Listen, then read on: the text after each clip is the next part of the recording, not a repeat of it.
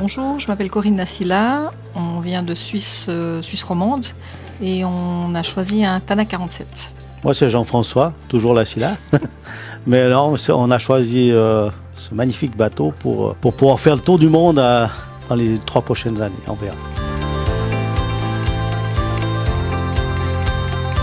Alors on a loué à plusieurs reprises des saunas, qui est la même coque, hein.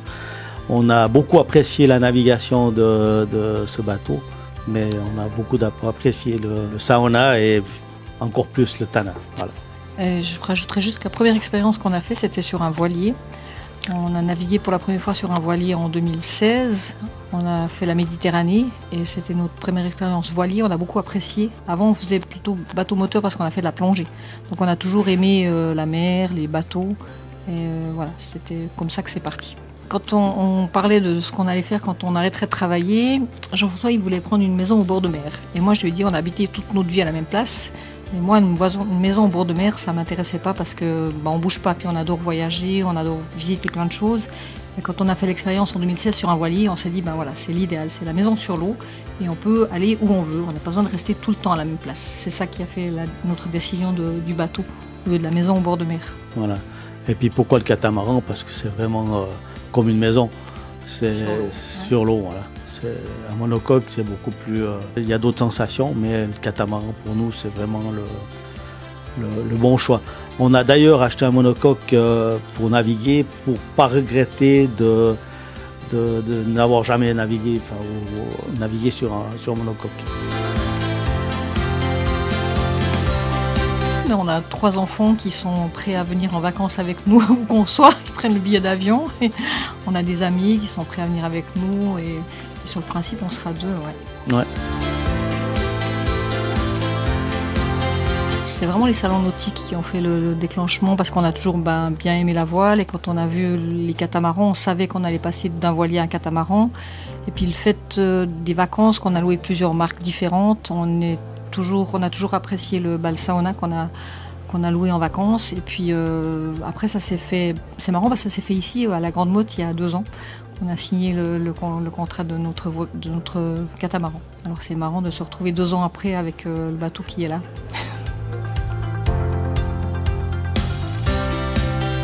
Je pense que la location en vacances, c'est l'idéal.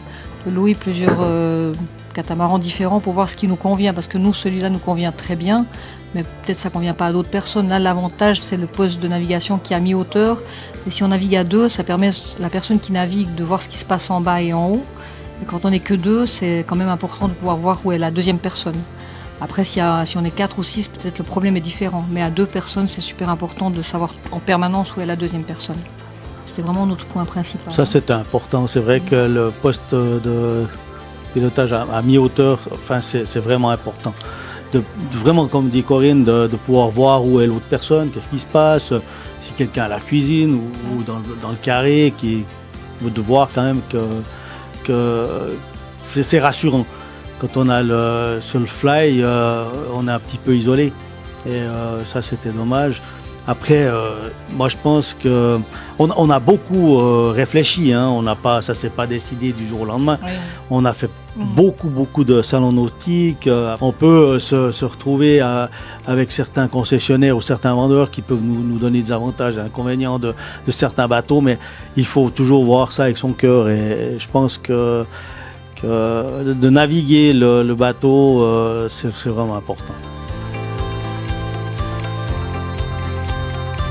Alors le poste de bar, les grandeurs des réservoirs. Pour faire un tour du monde, pour nous c'est important d'avoir assez de gasoil au cas où. Peut-être qu'on est très prudent parce qu'on est suisse, je ne sais pas, mais y a des choses, les réservoirs c'était aussi important. Alors bien sûr, il y en a un dessal et tout, mais... L'autonomie aussi au niveau des panneaux solaires, ça c'est aussi important. C'était important. Après, il y a la grandeur aussi du bateau. Peut-être qu'on se dit, mais à 2, à 47, c'est énorme, mais on va vivre dessus. C'est pas seulement pour 15 jours ou 3 semaines de vacances pour accueillir du monde, parce qu'on va pas vivre en ermite sur notre bateau. On n'est pas des sauvages. On n'est pas des sauvages, comme dit Corinne. Mais ouais, je pense que les principales choses, c'était ce poste de bar, les panneaux solaires, solaires, carburant. les grandeurs de réservoir. Et Puis le fly aussi est magnifique. ouais, le fly est magnifique. Sur le 47, là, le fly est vraiment superbe, c'est très grand. Ouais. À la base, on avait choisi directement version 3 cabines, avec la version propriétaire du fait qu'on allait vivre dessus. Et puis les 2 cabines pour avoir du monde en visite, on a des enfants, on a des amis, on espère bien qu'ils vont venir nous trouver. Et c'est quand même toujours sympa d'avoir du monde sur le bateau.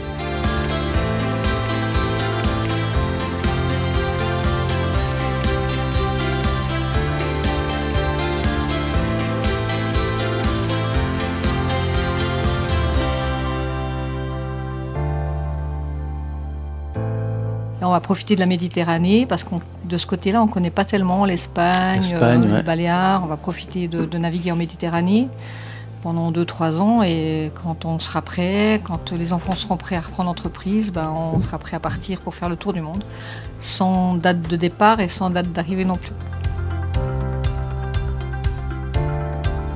Oui, Caraïbes, le premier. De toute façon, ça va être la transat, la première chose, et puis après, on verra. On n'a pas vraiment un plan. Je crois que la navigation, il faut aller au gré des vents, au gré de la météo, au gré du temps qu'on veut mettre à disposition. C'est sûr qu'on n'a aucune urgence. On veut vraiment profiter de ce bateau, de visiter, de voir toutes les choses qu'il y a à voir, mais on n'a vraiment pas de date de retour. Après la transat, on n'a rien de prévu. Voilà, c'est cette liberté qu'on recherchait et qu'on veut vraiment en profiter un maximum. Ouais, de pouvoir vivre au mouillage et puis de ne pas être dans les ports en permanence, ça c'est aussi très agréable. Moi je dirais qu'avec Fontaine-Pajot, on était très surpris de l'entreprise. C'est vrai qu'on côtoie des constructeurs dans le monde automobile, mais c'est beaucoup plus fermé, beaucoup moins familial. Je trouvais que les visites d'usine, c'est quelque chose qu'il faut absolument faire. On a l'impression de rentrer dans une famille. Et ça, je trouve extraordinaire. On n'est pas un numéro, quoi qu'on n'est qu'un client, mais je trouve qu'on n'a pas ce sentiment d'être un numéro. On est vraiment écouté. En tout cas, c'est une famille fantastique. Voilà. Avec le concessionnaire aussi. Oui. Avec Bateaux de Plaisance, on était super bien accueillis. Et puis le contact entre l'usine, le chantier naval et le concessionnaire, c'est super important et ça se passe très très bien aussi. Et on remarque cette entente justement entre le concessionnaire, le constructeur, le client, c'est génial.